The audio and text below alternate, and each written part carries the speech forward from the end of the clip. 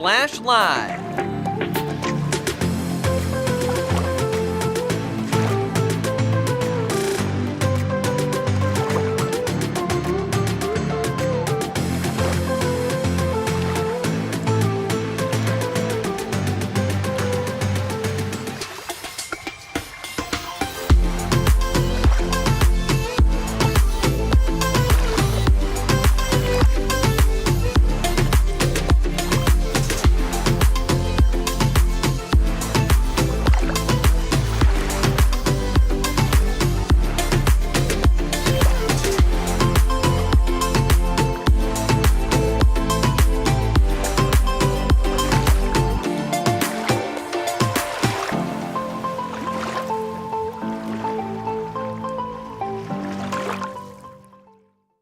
It's time for the Splash Live from Civic Center TV, featuring stories from and about people like you in the Greater West Bloomfield area. Simulcast on cable, 89.3 Lakes FM, social media, and the web. Now live from Green Media Center on Walnut Lake Road, it's the Splash Live.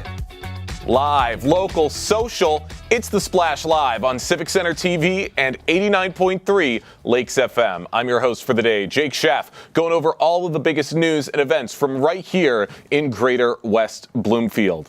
Taste of Kego 2.0 is currently underway right here in the four communities with participation from several local restaurants, including Jaybird's, Lorenzo's, The Lodge, Dwar Chocolate, and even one of the newest restaurants in the city, Canal Bakery, where our very own Kevin McIntosh is joining us from live on The Splash. Kevin. Thank you, Jake. We are live right here in Kego Harbor for their Taste of Kego 2.0 going on all week, celebrating local restaurants. I'm here right now inside Canal Bakery with the manager, Ava Mason. Good morning. Thank you for being here. Hello. Now, we're just talking about Taste of Kego and what it means to local businesses. So from your perspective, what does Taste of Kego as an event highlighting restaurants mean to you? It's just like an opportunity for everybody to come together and to enjoy each other's time and just get to know each other, I guess, if you're friends, and also just enjoy some good food. Now, we are here in our very small community right here, but like we said, we are highlighting local businesses that make a great impact to our local economy. Can you just talk about what makes the restaurants in the restaurant scene here so unique and so special compared to other Metro Detroit areas? I would say just that they're not all the same. So there's like a diner, or there's, now we have a coffee shop, the French coffee shop. It's just kind of diverse, I guess, and it tastes, I guess. Yeah.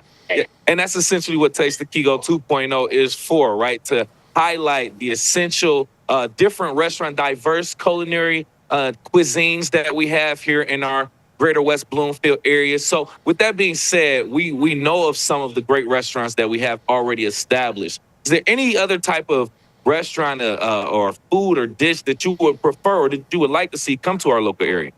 I would say more coffee shops, I guess. I think we need more of those, but maybe some Middle Eastern food. Okay, nice. Just something to add a little bit more flavor to Taste of Kego 2.0, but right now we are highlighting restaurants right here in Kego Harbor doing Taste of Kego 2.0. It's going on all week, and I'll make sure I stop by to grab something, and you make sure you do as well. Back to you, Jake.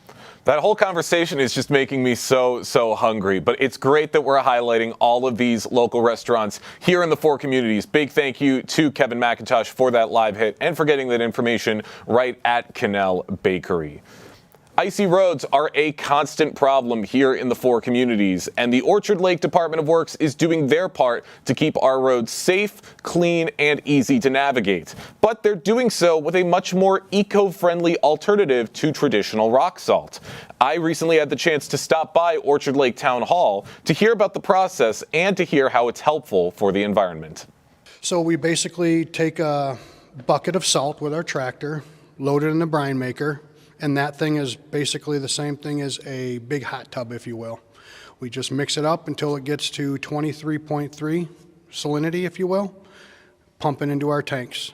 Once it gets in our tanks, we will mix it with beet juice, which is either an 80-20 or a 90-10, and pump it on the roads. It's better than just using rock salt, if you will, right? It's already pre-diluted salt as it is, so you're already putting a pre-diluted product on the roads. So it's less intrusive into the lakes and our streams and whatnot. When we spray it on the roads, it basically, it stops from the bonding of the snow. So if you can imagine, you come home from from work, you drive on your driveway, it gets hard packed down. This basically stops it from getting hard packed. So when we go and plow it, it just comes right off, basically. This stuff actually has a lower melting point, if you will, so it will work. So salt only works to about 15 degrees. This stuff we can actually, like last week I used it at -2, and it actually was melting snow without a problem. Where most other communities, their roads were all snow covered, ours were wet at -2 degrees. What I have actually seen through the years, and with our DPW staff having this thing dialed in, is we actually use less salt over the years, which is better for our environment, better for our roads, and it's just a great process they've got dialed in here. The thing is we have a lot of environmental ordinances that we deal with as far as protecting our water quality in our lakes, and this is just another aspect of how we're doing that here in the city. Obviously, with these new facilities we just acquired a year and a half, 2 years ago, they're able to maintain the equipment better, wash it after every snow event, so we get better longevity out of our equipment itself. But again, just dialing in on the winter maintenance program and protecting our city and our environment. Have the winters gotten safer over the last couple of years? No doubt about it. I think we take a lot of pride, our DPW takes a lot of pride in how we do our winter maintenance. I think that we get a lot of accolades from our residents about how clean our streets are, our local streets are. In fact, a lot of them have comments about, hey, I can get out of my subdivision, but once I get out on the county roads, I can't go anywhere because they're snow covered. But we do take a lot of pride on maintaining our roads properly. How do you see things continuing to grow with this department and for winters in the future? Well, I see that these guys, there's every year it seems like come out with a new product, new techniques. So these guys stay up to tune on all those new techniques, and we're just going to refine the process or just fine tune it the best we can to do what we've been doing over the years. It's those little things you see every single day that make such a big difference. And it's always fascinating to hear about what that process is to make everything safe here in Greater West Bloomfield. So a big thank you to the City of Orchard Lake for letting me stop by and to get that information. The West Bloomfield Police Department is continuing to grow. Officers Rachel Sturks and Casey Summers were officially sworn in, joined by Township Clerk Debbie Binder, Supervisor Jonathan Warshay, and Police Chief Dale Young. Both officers being valuable law enforcement experience. They bring those and are eager to serve the West Bloomfield community. West Bloomfield Police Department is excited to have them on board, and we wish them great success in their brand new roles. So big congratulations to Officers Strix and Summers. Be sure to give them a congratulation on their Facebook at West Bloomfield PD to see the photos, to see them being sworn in, and to give them all of your support. Other great news here in the community, the Orchard Lake Police Department is celebrating the life of one of their best sergeants. The Orchard Lake Police Department is mourning the loss of retired Detective Sergeant Daryl Betts, who passed away on January 27th. Sergeant Betts dedicated over 51 years to law enforcement, serving with multiple agencies, including the Michigan DNR, Sylvan Lake PD, and the Oakland County Sheriff's Department. During his 16 years with Orchard Lake, he was honored with the 2018 Officer of the Year Award and was known for his leadership, kindness, and professionalism. His impact on the community and his fellow officers will not be forgotten. So a big thank you and a big honor for Sergeant Betts for all of his years of service. May he rest in peace. Looking out for our kindergartners here in the community. Kindergarten Parent Info Night is going to be taking place tomorrow, Thursday, January 30th from 6:30 to 8 p.m. And here to tell us some more information on what parents can expect, we have the principal of Chico Elementary School, Blaine McDowell, joining us right now on The Splash. Blaine, good morning. Morning. Good morning. Thank you for having me. Absolutely. We love having you with us, and we're really interested in hearing some more information on what parents can expect from this night and what the kids can expect as well. Absolutely. This is really designed for parents, so there'll be future opportunities for students.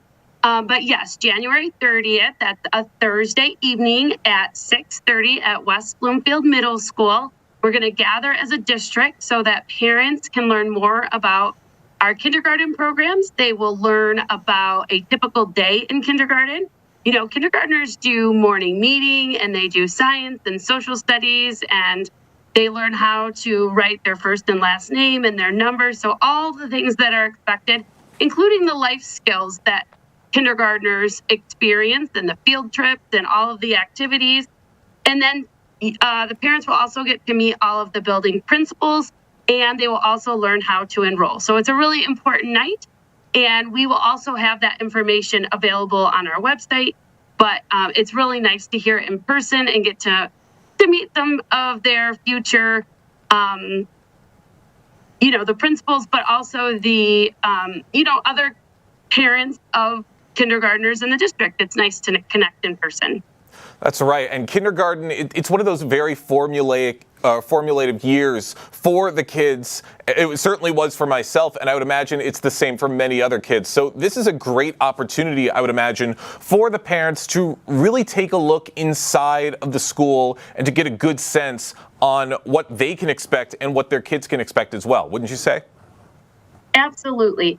Kindergarten in West Bloomfield is truly magical. I mean, they do so many fun things.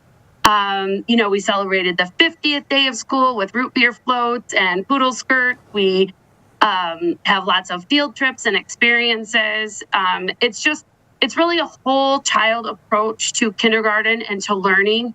And I just couldn't gush more about my kindergarten teachers and our whole kindergarten team in the West Bloomfield School District.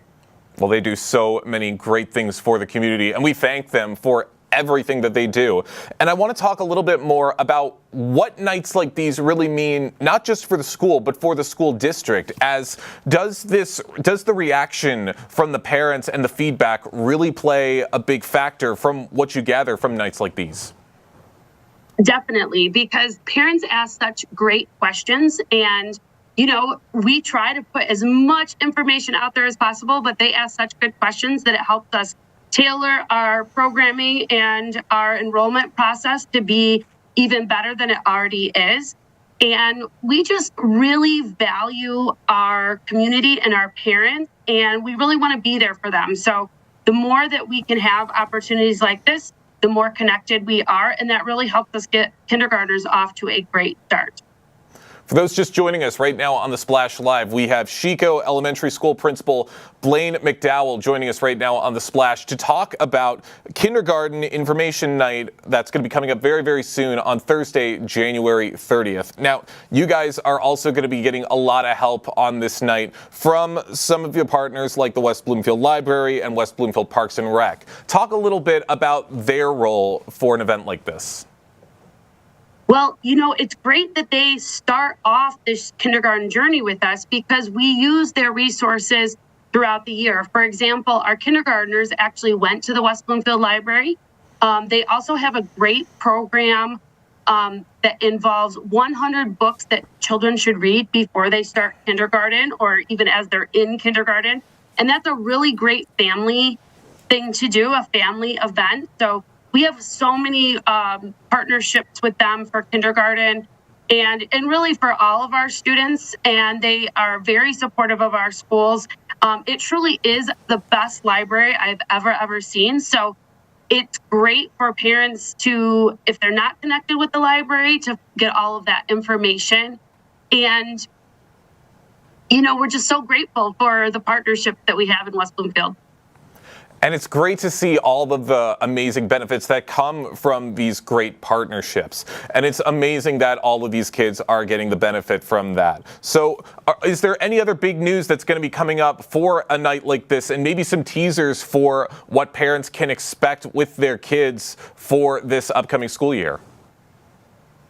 I would say the main thing is that we are so happy that the transition from 5 elementary schools to 4 has gone seamlessly. We are situated, and I think that will make a very smooth transition. The parents were so supportive in that process, And now we have a lot of common experiences between the 4 elementary schools. And that really will show, I think, in the kindergarten parent night. In addition to that, I feel that parents will really benefit from attending just from that enrollment procedure. Even though things are online, just being able to hear it in person really helps. I know it always helps me as a parent. So we really hope that everybody can join us on January 30th at 6:30 at West Bloomfield Middle School. Well, let's certainly hope a lot of people come out to benefit Chico and to benefit the entire school district. Blaine, I want to thank you so much for your time today. One more quick question. Where can parents go to get a little more information about this event, just so they're fully up to speed?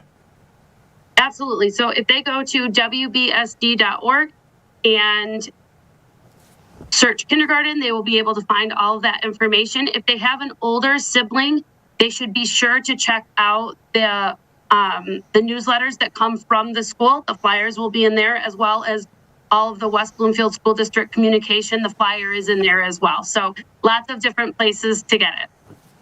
All right, you heard it here first. That's the place to go, and that's the place where you can learn all of this information about Kindergarten Information Night. Blaine, thank you so much for your time today here on The Splash. Absolutely. Thank you for having me. We appreciate Blaine for stopping by and to giving us that information about Kindergarten Parent Info Night, which once again will be taking place tomorrow, Thursday, January 30th from 6:30 to 8 p.m. We're going to take a quick break, jump into a few more stories from right here in Greater West Bloomfield right after this. Live, local, social, it's The Splash Live on Civic Center TV and 89.3 Lakes FM. We'll be right back with The Splash Live. Want to enjoy Civic Center TV on your social media? Find us on Instagram at Civic Center TV. Get notified when we upload one of our interviews, full episodes, and more. Thank you for watching and listening to Civic Center TV and 89.3 Lakes FM. Hi, I'm Kevin McIntosh from Civic Center TV, inviting you to join us as we celebrate the life and legacy of Dr. Martin Luther King with United We Walk. Take a front row seat as Greater West Bloomfield celebrates unity, diversity, and giving back, all in the image of Dr. King's dream. The 31st celebration is available now on demand at civiccentertv.com, or you can tune in on Civic Center TV and 89.3 Lakes FM. Last week, Brandon met a girl on a dating app. One day after work, he finally found the courage to ask her out. No answer. He started to panic. Was he being too pushy? Maybe it was too... Hey, sorry I didn't respond. I was driving. I would love to go on a date. How does tonight sound? Brandon tried to play it cool, but inside he knew. A girl so smart, so responsible. She must be a keeper. I'm Gina Gregory, president of the Greater West Bloomfield Historical Society. I'm excited that Civic Center TV has reached 1 million views on YouTube. Congratulations. That's just terrific. We appreciate everything Civic Center does for the Greater West Bloomfield Historical Society and the community. For us, they promote and highlight our events. It's awesome to have them available 24/7 on YouTube. I'm Gina Gregory and proud to be one in a million.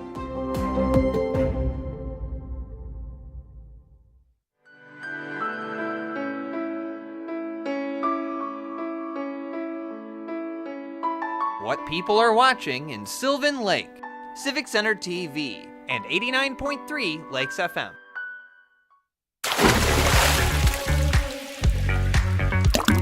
And now, back to The Splash, live. Live, local, social, it's The Splash Live on Civic Center TV and 89.3 Lakes FM. I'm your host, Jake Sheff, going over all of the biggest news and events from right here in Greater West Bloomfield. coming up very, very soon, you are going to have the chance to give back to the community by giving just a little bit of your blood, as the West Bloomfield United Methodist Church is going to be holding a blood drive coming up this Friday, January 31st. And here to tell us a little more about it, we have Reverend Elizabeth Hurd, the pastor of West Bloomfield United Methodist Church, joining us right now on The Splash. Pastor Hurd, good morning. Good morning. Thank you for having me. Absolutely. Always love having you with us. Really happy to be talking with you and really interested to be getting into this conversation about this blood drive.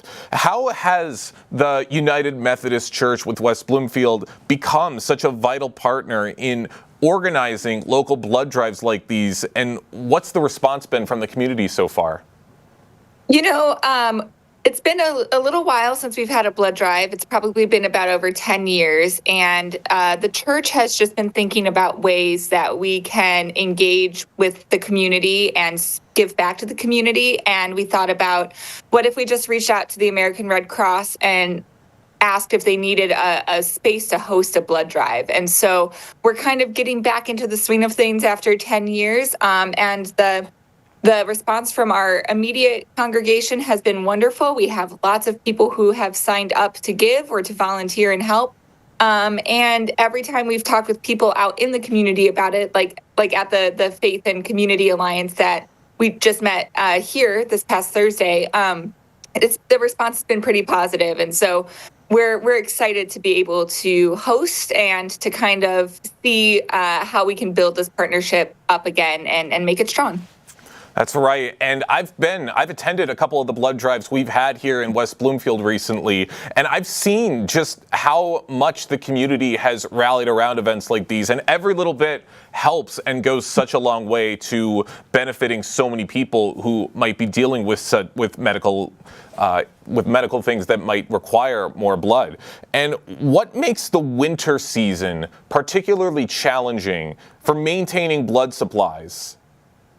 You know, I'm not sure if it's just the winter season. When we've met with our American Red Cross liaison and the person organizing it through the American Red Cross, she said that really since the pandemic, there has been a shortage of blood, not just in local regions. There's always kind of been blood shortages in local regions, but they've seen more and more nationwide blood shortages.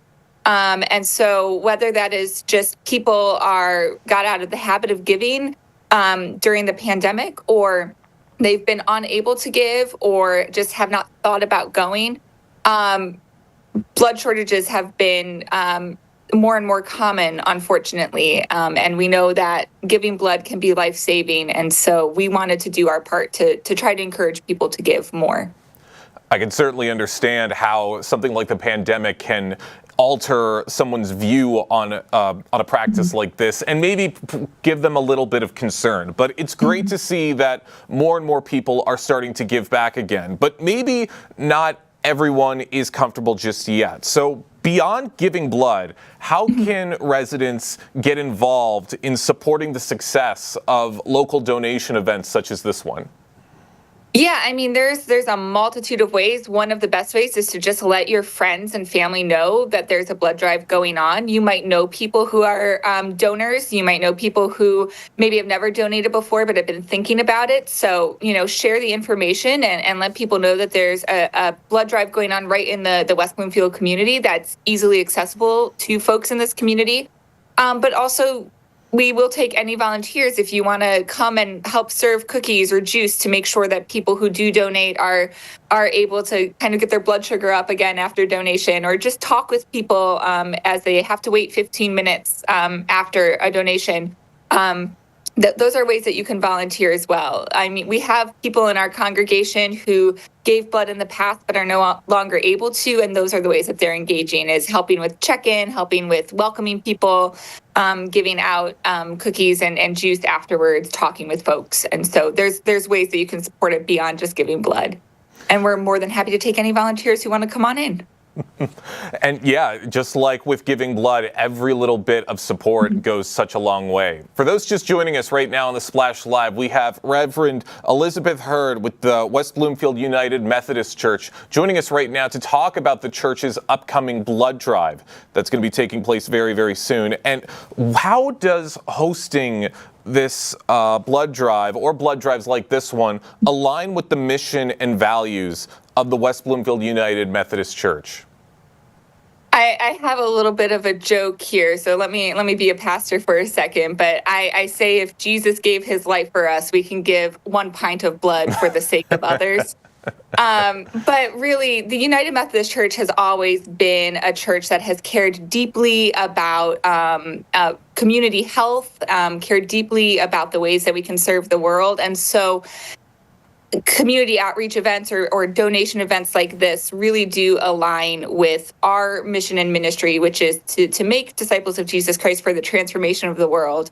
And I can't think of anything more transformative than offering somebody a chance for life through the donation of blood. So it's just a wonderful way that we can engage with the community and also serve and give back and live out our faith here.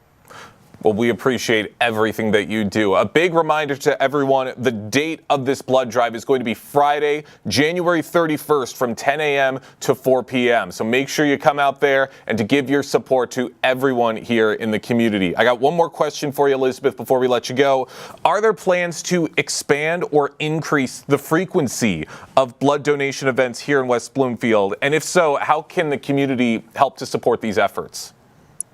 You know, I think that the Red Cross would love to have more hosting sites and more donation sites around West Bloomfield. I believe the closest, don't quote me on this, but I think the closest Red Cross donation center is in Farmington Hills, which is a bit of a drive for folks within our community. And so we're looking at maybe possibly, depending on how this one goes, maybe setting up another one in the future. But also, if you have a local organization, a local faith community, or anything like that, just get in touch with the Red Cross and let them know that you're interested in hosting a blood drive, because they're looking for partners and hosts for places right here in the community. Looking everywhere they can, but great information and a great way for the community to get involved. Reverend Hurd, we thank you so much once again for your time here on The Splash this morning. Thank you. It's another one of those great ways for everyone in the community to stop by, get involved, and to help give back to those in need. One more reminder that the blood drive is going to be taking place Friday, January 31st from 10 a.m. to 4 p.m. So make sure you stop by and help give a little bit of blood to help go a long way. The West Bloomfield community and the West Bloomfield Police Department are distributing free lock boxes and lock bags to help prevent accidental ingestion of medications, marijuana, and edibles. It's an initiative known as Lock It Up. And here to tell us more about this initiative, we have the Executive Director of the Greater West Bloomfield Community Coalition, Lisa Berkey, joining us right now on The Splash. Lisa, good morning. Good morning. How are you? Really, really good. Glad to have you with us and interested in getting into this topic. So what inspired the Greater West Bloomfield Community Coalition to launch the Lock It Up initiative? So Oakland County came to each coalition and said that they had for us free bags and free lock boxes. And once we got this supply, we brainstormed with the police department on the best way to get these out to our community. Great. And it seems to have already had a great effect on the community. Everyone's really excited about this initiative. How have you seen unsecured medications, marijuana, or edibles impact families in Greater West Bloomfield? So I personally don't know of a situation, thankfully. But what I would say is it can happen anywhere and to anyone, especially with how edibles these days look so much like a gummy teddy bear or brownies looking like a regular brownie. So we know it can happen and we just need to take our precautions. And the same with our prescription meds. Lots of people just keep them out. We know our grandparents keep them on a lazy Susan, usually on their dining room table. And it's just important that we lock them up and be away from our youth. That's certainly right. You never know where a lot of these things can pop up. And you're right about how they are looking a lot more like pieces of candy, like someone could pick up a gummy bear and not realizing that it's going to give you something way worse than a sugar rush. But can you explain the process of picking up a free lockbox or a lock bag and how community members can properly take advantage of this resource? Super easy. Just go on in to West Bloomfield Police Department. They are up at the front desk. In fact, I have samples with me I can show you. Oh, perfect. This is the lock bag, and there are directions inside on how to lock it, but the zipper parts just go into here, and then you set a code. This is also supposed to be smell-proof for marijuana. And the other one is a lock box that looks like this. And you can set a code. There's also like a link in here so you could chain it to something. And you just have to go to the police station and pick it up. What we're suggesting is not only for homes to keep these away from kids, some other good ideas are if your house is up for sale, you should not leave your medication in your medicine cabinet. You should lock up all your prescription meds and take them with you. So this is a great tool for real estate agents to hand to their clients. And then we were at the Spirit of Grace diabetic pantry a few weeks ago, and one of the people took a bag for when they travel. They said they travel quite a bit and they wanted their prescriptions locked up in their hotel room so they weren't easily accessed by the cleaning crew. So I thought that was another great suggestion. It's interesting to hear how you are already communicating with the Greater West Bloomfield community and helping to get those resources out to a lot of people. For those just joining us right now on The Splash, we have Lisa Berkey, the Executive Director of the Greater West Bloomfield Community Coalition, talking about the Lock It Up initiative and the free lock boxes and lock bags that are currently being distributed by the West Bloomfield Police Department. And I want to talk about how this initiative fits into the broader mission of what the Greater West Bloomfield Community Coalition is trying to accomplish. Well, our mission is to build community partnerships to help our youth grow to their greatest potential.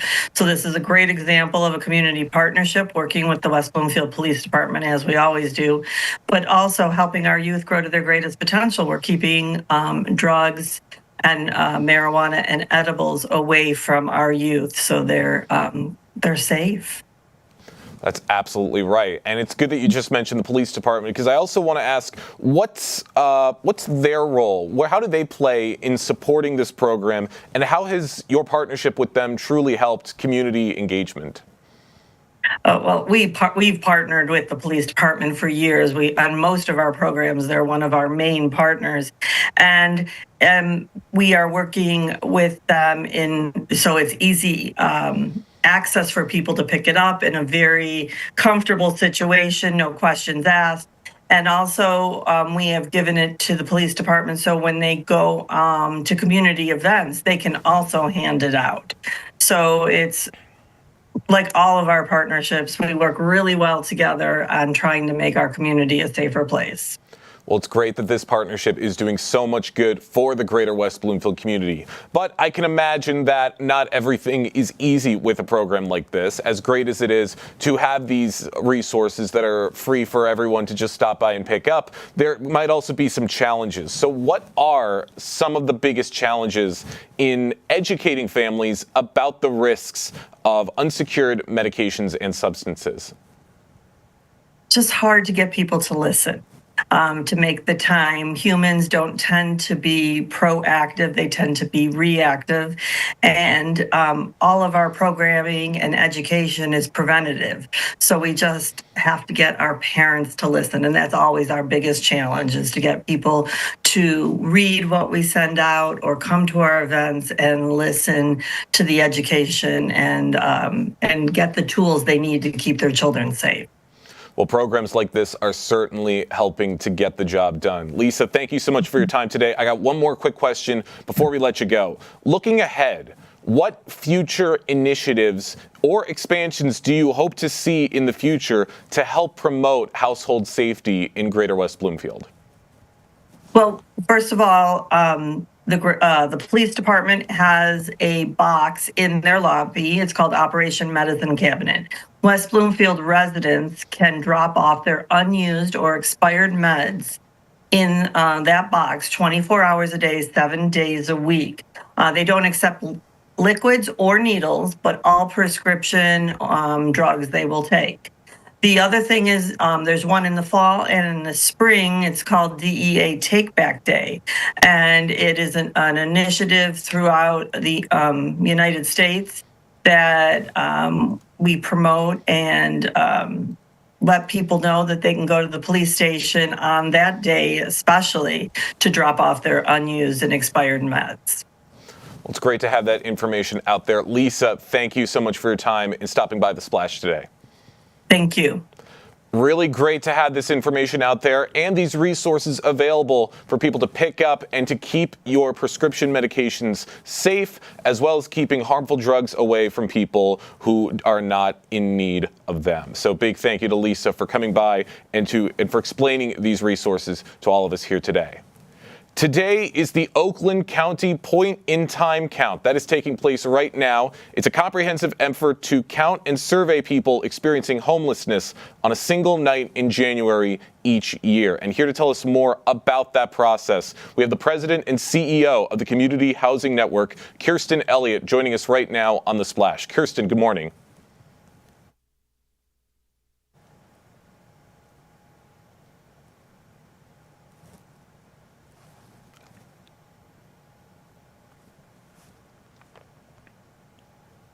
Describe it a little more for people who may not have ever heard of something like this, what it really means for the people of West Bloomfield or for the people of Oakland County.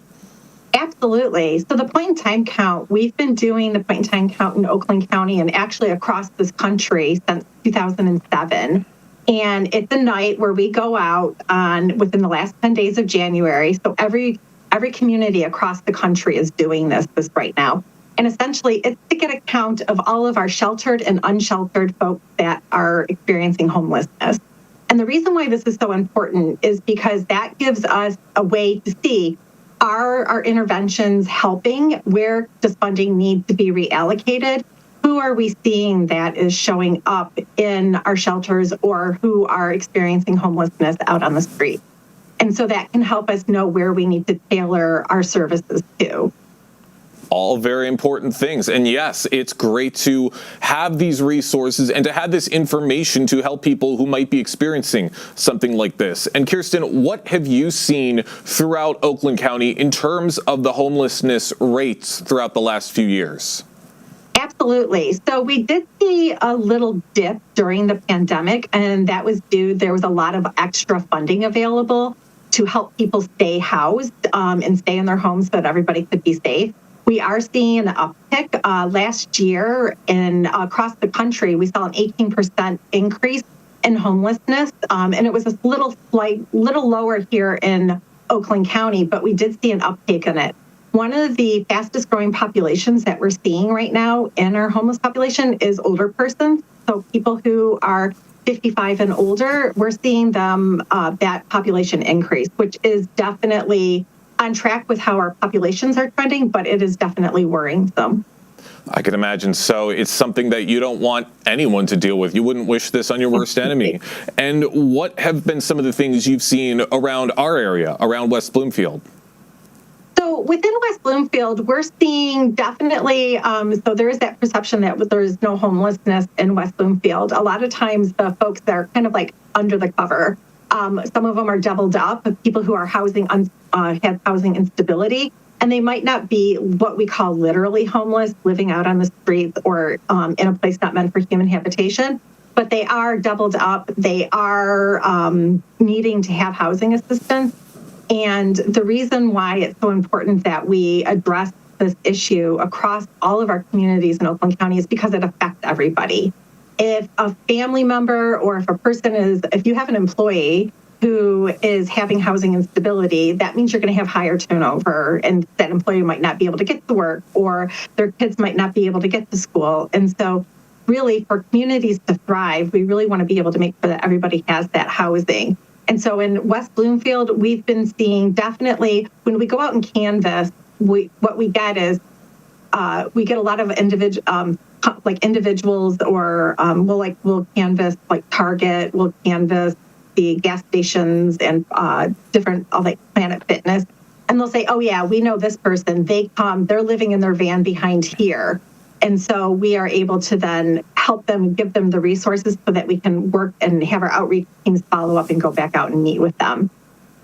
But they're there. That's absolutely right. And sometimes, like you said, it's not the typical homeless picture that you see in your mind. It can be in many different ways, but whatever the way, it needs to help be prevented. For those just joining us right now, we have Kirsten Elliott, the president and CEO of the Community Housing Network, joining us right now on the Splash Live to talk about the Oakland Point in Time count that's coming up very, very soon. And Kirsten, I want to get into a little bit on what Community Housing Network does to help these people who are dealing with homelessness or are dealing with financial struggles that might lead them to homelessness. What are some of the things you help to do to help get these people back on their feet? Absolutely. So Community Housing Network, our mission is to empower people to live in affordable homes so that all of our communities can thrive. And it is essential. So we do everything from street outreach and helping people if they're living in their cars, living out on the street, to get connected to housing and other resources that they would need to get into housing. We also provide permanent housing and we provide rapid rehousing. And those are programs that are designed for folks that are homeless to get rapidly housed so that they can start to rebuild their lives and get into recovery or get employed and get back into school and to be part of a thriving community. We of course don't want anybody to become homeless in the first place. And so we really work on prevention and diversion and helping people to connect and with other resources that they might have, helping them to brainstorm and think of different ways, getting connected to other prevention funds. So last year, we helped over 17,000 people, and we've invested over $12.5 million back into the community. That's directly to participants to help keep them housed. And again, it's about that prevention, and it's about making sure that people don't get into the situation to begin with.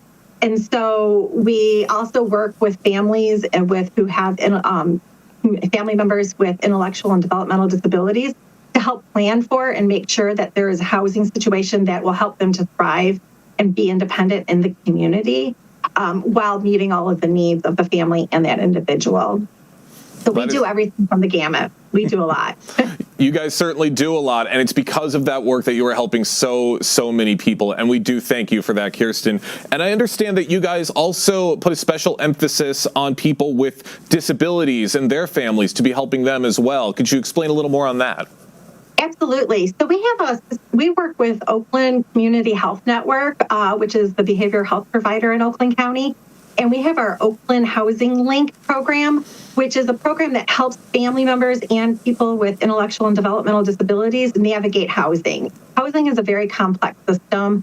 And when you have, in finding accessible housing that will work in your budget, it can be very daunting. And so what we do is we have housing brokers that help family members plan and to learn how to develop, how to match roommates, and find housing that would be most appropriate for their loved ones.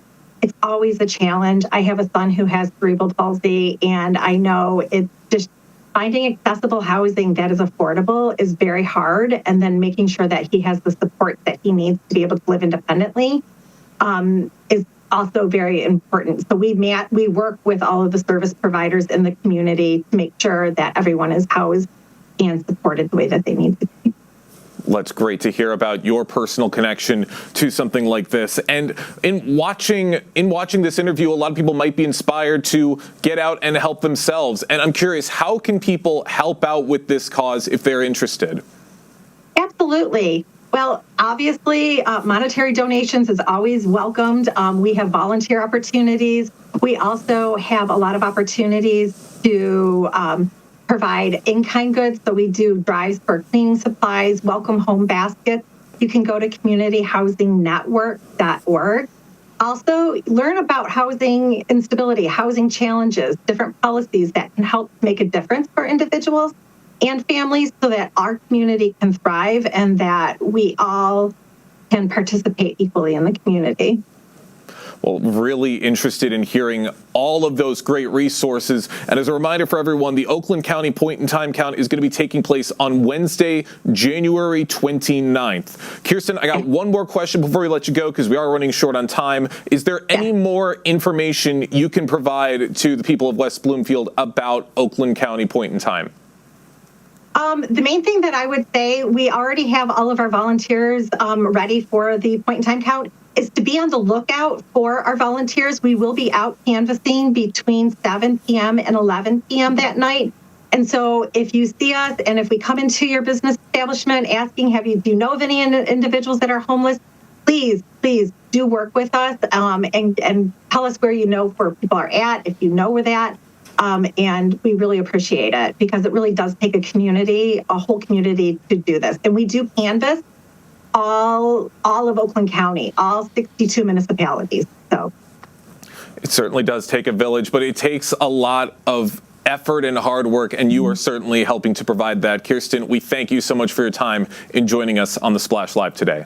I appreciate your time and thank you for the opportunity. It's inspiring to hear about all of the great work that Kirsten and her company do to help so many people fight the cause of homelessness and to prevent it. So big thank you to her for joining us on the program.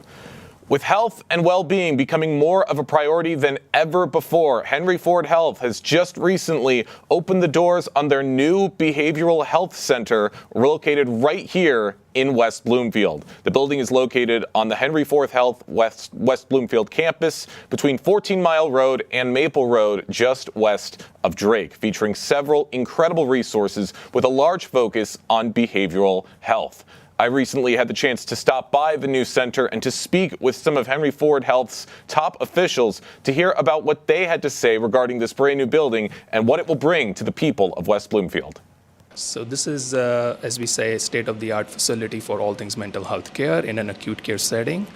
This helps us double up our operating capacity to help care the needs of the patients in our community who are presenting in different settings for acute behavioral health issues. Over about 2 years ago is when we started hashing out specific plans related to a location and a particular setup that we wanted to build here on this campus itself.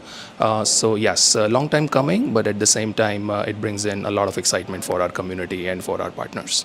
It's designed for 184 beds to treat acute inpatient psychiatric patients. We have 8 different patient care units, 6 courtyards, a beautiful gym, and dining areas, and just a lot of lovely technology, safety, and the most amazing team that's ready and prepared to provide care in this facility. What makes this behavioral health building different from some of the others around the West Bloomfield area? Absolutely. So this building gives us the opportunity to provide that compassionate care to our patients who are coming in a state of crisis. This helps us build those collaborative care teams to help facilitate patient care, to help them get started on the path to recovery, and then also to ensure that this is the kind of environment where anybody who works in mental health care feels like they can be proud of the setting that they're working for. Well, I think a lot around the space and the design for safety and for therapy, making sure that we have great areas for privacy, great areas for clinical collaboration, easy access to all of our other locations and hospitals and facilities within Henry Ford, too, to be just really centralized to be able to provide this type of care. I've seen so much collaboration and so much partnership, and I think being able to focus on also imagining ourselves in a new space, I think for me as a leader at that facility, a leader at this facility, getting the opportunity to watch my team members dream, to watch our other collaborative partners dream, to watch just everybody who's engaged in it dream about the care that we're going to be able to provide here, how we're going to be able to expand services and expand. That for me as a leader has been really the most inspiring part to watch, to see just everyone start to come together and think about all that we're going to be able to do here. Henry Ford prides itself in terms of compassionate care for the patients at the right place and the right time. And this is one step closer towards that goal. We all believe in the highest quality of care for our patients. Patient safety is number one and the most important thing that we all drive home to. So I think community can look forward to a world-class health facility right in their mix. And there's so many great resources to feature at this brand new behavioral health center. So big thank you to Henry Ford for allowing me to stop by, get a firsthand look inside the new hospital, and to hear the many great things they're going to provide to the people of Greater West Bloomfield. At West Bloomfield High School, a unique class born from the challenges of the COVID-19 pandemic is making a lasting impact on student mental health. And that is the positive psychology class created by veteran teacher Jennifer Cepetis, who is joining us right now on the Splash Live this morning. Jennifer, good morning. Thank you so much for having me. Absolutely. Love to get into this topic and really interested in hearing on how a great class like this came to be. So what was the true inspiration behind putting something like this together? So it actually happened because of COVID. It was during COVID, I started to send out surveys to all of my students to check in with them to see how are they feeling physically, how are they feeling emotionally. And I was overwhelmed by the response and what they were sharing. And I thought, wow, they are going through a lot. There's a lot of stress. There's a lot of anxiety, and they were in need of a lot of support. At the same time, I happened to go back to school myself at Oakland University, and I started in an educational leadership program to work on a PhD. So at the same time as students were getting stressed, my focus 100% became on studying student mental health. And I started looking for programs, evidence-based programs, and things that I could do or that our district could do or what other schools were doing across the country and throughout the world to help support students.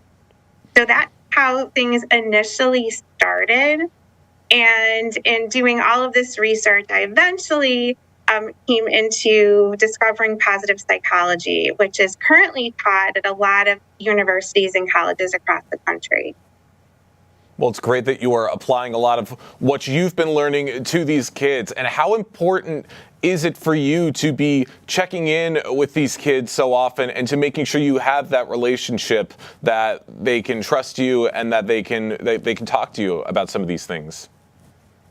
It is incredibly important. The first unit we discussed, and it's happening right now, and this is actually unrelated to positive psychology, but it's about teen stress.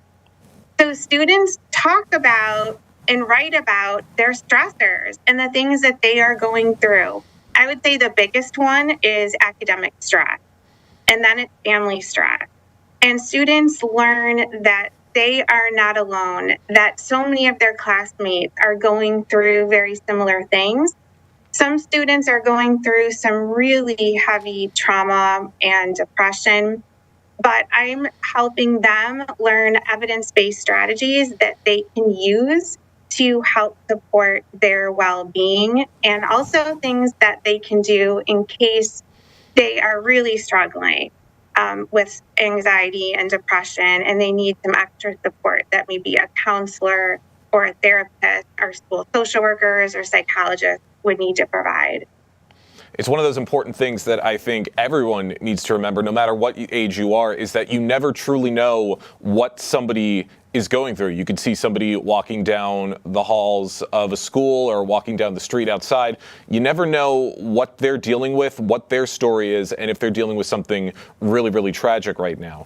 And I want to ask, what does this class help to provide some of these students who might be going through a bit of a tougher time right now?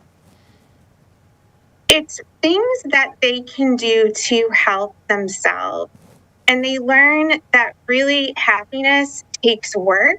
It doesn't just automatically come to each and every one of us. And we are not happy every single day.